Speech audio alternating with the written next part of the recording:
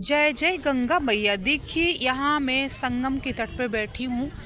ये वीडियो इसीलिए बना रही हूँ कि देखिए आप सब हमारी गंगा मैया जो त्रिवेणी संगम है, जो प्रयागराज की गंगा जी हैं। गंगा जी क्या है, इनको तो संगम त्रिवेणी ही बोलते हैं हम लोग। ऐसा संगम हमको शायद इस भारत भूमि में कहीं और दूसरा नहीं है। होने को तो संगम बहुत जगह है, पंचप्रयाग कर्ण प्रयाग, जो कि आप हिमाचल में जाएंगे तो पता चलेगा, लेकिन मैं यहाँ की बात कर रही हूँ। देखिए जब यहाँ तक गंगा जी आती है, गंगोत्री से धीमी धीमी गति से आती हैं, तो देखिए हमारे गंगा जी जो हम सबकी जिम्मेदारी है कि हमको कितना सुरक्षित रखना चाहिए। ये हमारे ठाकुर जी को आचमन कराने के लिए, खुद आचमन करने के लिए ठाकुर जी के लिए रथ चाहिए होती, गंगा जल चाहिए ये होता।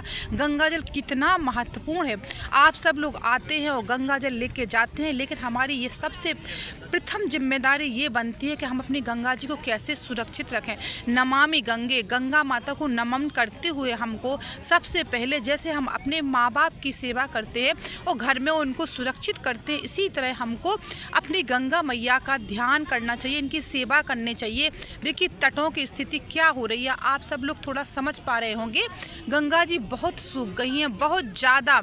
मैं आपको बता ही नहीं सकती, बस देखने से थोड़ा सा आपको प्रतीत हो रहा होगा कि गंगा की ये धारा है, बट जाने से घुटनों के बराबर पानी बचता है।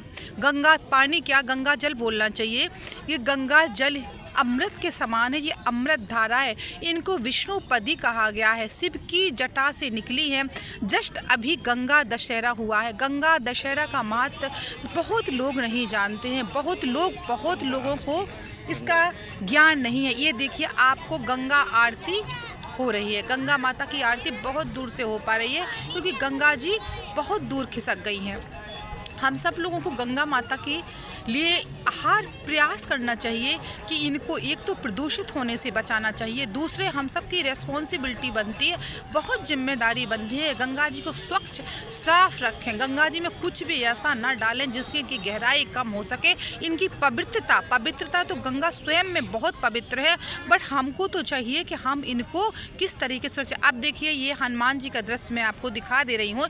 यहाँ से हनुमान जी लेटे हनुमान जी जो हैं, बड़े हनुमान जी प्रयागराज में संगम में बहुत बड़े हनुमान जी जो मांगो यहाँ मिलता है। जैसे लगता है राम और लक्ष्मण जी को अपने कंधे पे बिठाए हुए हैं, स्वयं भी लेटे हैं, खुद भगवान को भी अपने साथ लिटाए हुए हैं।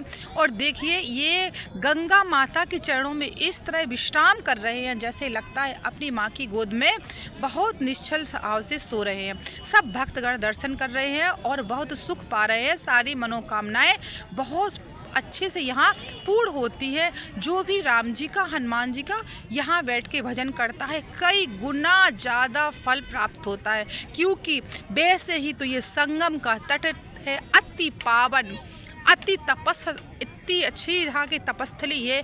यहाँ की शक्ति, यहाँ की ताकत का मैं अंदाज़ा नहीं बता पा रही हूँ, क्योंकि ये तो ऋषि मुनियों ही वर्णन कर पाएंगे। श्री राम जानकी मंदिर, ये जब आप हनुमान जी का दर्शन करके जब ऊपर जाते हैं तो राम जानकी मंदिर के दर्शन जरूर करिएगा, क्योंकि हनुमान जी को रामचंद्र जी ने वरदान दिया हुआ था कि हम पहले आपके दर्शन, हम हनुमान जी ने कहा था पहले भगवान आपके दर्शन होंगे प्रभु, फिर मेरे दर्शन होंगे। तो जहाँ भी आप हनुमान जी के दर्शन करते हैं वहाँ ज़रूर देखिए कि एक रामचंद्र जी का, सीता जी का, लक्ष्मण जी का मंदिर आपको ज़रूर मिलेगा। तो ये आप जाएंगे तो ऊपर की ओर श्री राम जानकी मंदिर का दर्शन होता है, और यही बहुत बड़े स्वरूप में, विशाल स्वरूप में लेटे हनुमान जी का दर्शन करिएगा और अपने जीवन को धन्य बनाइएगा। और सबसे पहली बात कि आप अपनी गंगा माता को नमन करिए और इनसे एक वादा कीजिए कि हे माँ, जैसे मैं अपने माँ बाप का, अपने घर का ख्याल करता हूँ, ऐसे ही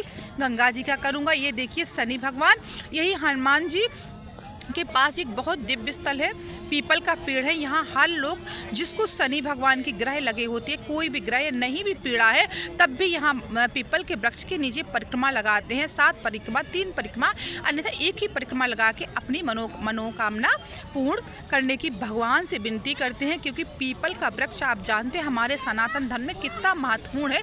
ब्रह्मा विष्णु महेश तीनों ही देखिए दीपावली की तरह यहाँ सुंदरता बिखरी हो। यहाँ की आप बांधे यहाँ की वाइब्रेशन में बहुत शक्ति है, बहुत ज़्यादा। देखिए इससे आप शक्ति का अंदाज़ा ही लगा सकते हैं। आप एक सेकंड खड़े होइए तब भी आपको पता चल जाएगा। यदि आप नहीं भी आ पाते तो कोई बात नहीं। कलयुग में कहा गया है कि 2 मिनट का सत्संग ही बहुत महत्वपूर्ण होता है। यदि आप वीडियो देख रहे हैं और वहीं से प्रणाम कर लेते हैं तब भी आपको 50% इसका फल मिल ही जाएगा। मैं कह रही हूँ, ये संगम के तट से कह रही हूँ, पर आप वीडियो बहुत मन लगा के बहुत श्रद्धा से देखिए, क्योंकि भगवान तो हर किसी के अंदर है। जो जा पा रहा है वो करवा दे रहा है। बहुत अच्छी बात है, आप वहीं से दर्शन कीजिए, क्योंकि सत्संग का बहुत महत्व है। कलयुग में इसका महत्व नहीं है कि आप स्थान पे ही जाके वहाँ के दर्शन कर पाए, ऐसा नहीं भी हो पाता है। कई रीजंस हो जाते हैं कि हम नहीं जा पाते हैं। तो आप जब वीडियो देखें, वीडियो से समझिए आँख बंद करके कि मैं लाइव दर्शन कर रहा हूँ, लाइव दर्शन ही हो रहे हैं, तब भी ये आपका सत्संग ही हो रहा है। इसी के लिए भगवान ने शायद कलयुग के आते आते ये हमको इतने साधन बना के दे दिए हैं कि जो नहीं जा पाता, नहीं आ पाता, वो वहीं से दर्शन कर ले, क्योंकि भीड़ इकट्ठी हो जाती है। बहुत मुश्किल हो जा रहा है, धाम दर्शन करना बहुत मुश्किल हो जा रहा है। मैं तो यहाँ हूँ तो मैं आपको बता दे रही हूँ। ये देखिए लेटे हनुमान जी कितने सुंदर, कितने भव्य रूप में है। आप यहीं से दर्शन कीजिए, लाइव दर्शन जैसे ही आप यहाँ से महसूस कीजिए और अपनी जो मनोरथ है पूर्ण करवाइए। हनुमान जी से कहिए। हनुमान जी इसीलिए कलयुग में इस धराधाम पे भगवान से छूट गए थे। भगवान जी ने कहा था कि चलो हनुमान मेरे साथ। सब लोग जा रहे थे तो हनुमान जी ने कहा था, क्या प्रभु जब आप जा रहे हैं तो क्या वहाँ क्या मिलेगा? तो भगवान ने कहा मैं स्वयं मिलूँगा। बोले मुझे स्वयं नहीं जाना, मुझे तो आपकी वहाँ पर कथाएं सुनना है। तो बोले आप फिर यहीं रहिए, कथाएं तो यहीं धरती पे सुनाई जाएंगी। तो यही हनुमान जी हैं, यही बढ़िया धरती पे ये कथाएं सुनते हैं। आप इनको कथा सुनाइए राम जी की, अपनी विनती सुनाइए और जो आपको करना है। और रामचंद्र जी इनको इसी वादे के साथ छोड़ गए थे हनुमान जी को कि हे हनुमान जी देखिए कलयुग में हमारे भक्त आने में असमर्थ होंगे, बहुत परेशानियाँ होंगी, तो आप उनको अपनी